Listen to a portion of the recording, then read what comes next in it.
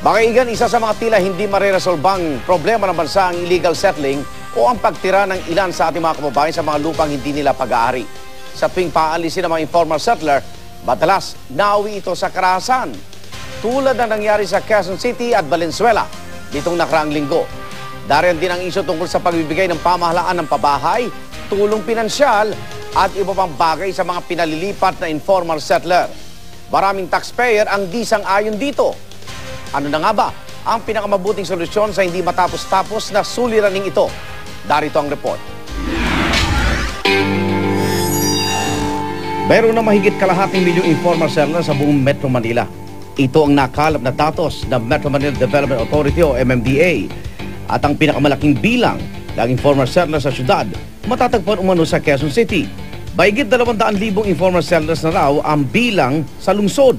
At ang karaniwang tugon ng pamahalaan sa problemang ito, demolisyon at relokasyon. Pero lagi nang nauuwi ang mga demolisyon sa karahasan.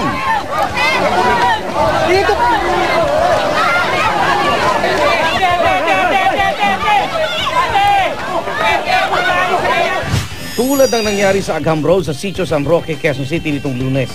Natapos na kasi ang 30 araw na palugit ng Quezon City government para lisanin ng mga residente ang Sitio San Roque.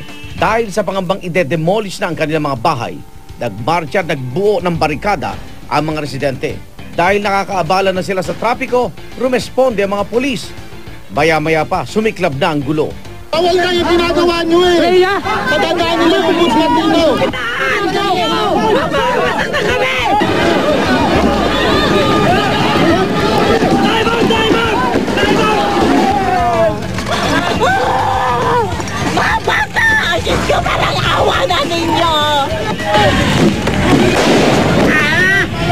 Ganito rin ang naging eksena sa Barangay Bignay, Valenzuela City noong Huwebes. Inulan din ng mga bato ang demolition team nang hindi magkasundo ang mga otoridad at informal settlers.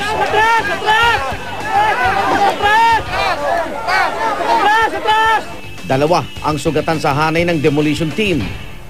Ayon sa Public Information Office ng Valenzuela City, mula 2011, 5 notice na raw ang pinadala ng kanilang munisipyo sa mga nakatira sa ilalim ng transmission line ng National Grid Corporation of the Philippines. Noong 2011, nasa 20 pamilya na lang daw ang nakatira rito, pero ngayon, mahigit 200 na. Yung area na to is very dangerous dahil nasa ilalim ng transmission lines. The government provided them 5,000 financial assistance para makapaghanap na sila ng kanilang malilipatan. Bukod sa perang pang-relokasyon, may alok ding balik probinsya program ang pamahalaan ng Valenzuela.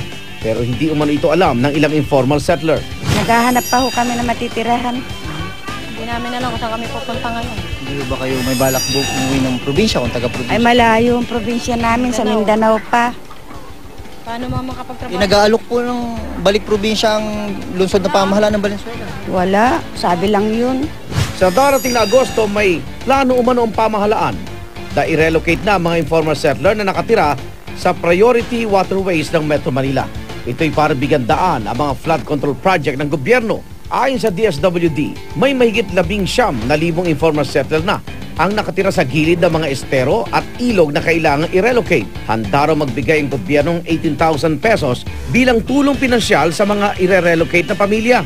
Titingnan din nila yon, tripping, para siguradong alam nila kung ano yung nililipatan nila. Doon po aabot yung 18,000. Ito'y magagamit nila bilang pangsimula sa bagong bahay at bagong buhay nila doon. I-lilista at i-validate kung talagang taga doon sila sa mga lugar na ito, i-biometric sila. Handa na rin umano ang mga relocation sites sa labas ng Metro Manila tulad ng Cavite, Rizal at Bulacan. Katunayan, isa sa mga pinagmamalaking relocation site na iniaalok ng pamahalaan ang Balagtas Heights sa Balagtas, Bulacan. Ayon sa ilang napapadaang motorista, madalas raw nila itong napapagkamalang isang private subdivision. Ang mga unit dito, may floor area na 22 square meter at lot area na 40 square meter. May kataasan ng unit kaya pwedeng gawa ng loft o pangalawang palapag. Dito pag lumipat sila or nag-relocate sila rito, meron silang tubig, kuryente, and then itong place na to hindi siya binabaha. Ang pinakamaganda pa rito, malapit tayo sa mga eskwelahan, sa ospital. 240,000 pesos ang halaga ng bawat unit. Pero pinagaan umano ang sistema ng bayaran. Walang babayaran sa unang taon ng mga marirelocate na informal settler. Magsisimula lang ang hulog sa pangalawang taon na 200 pesos kada buwan.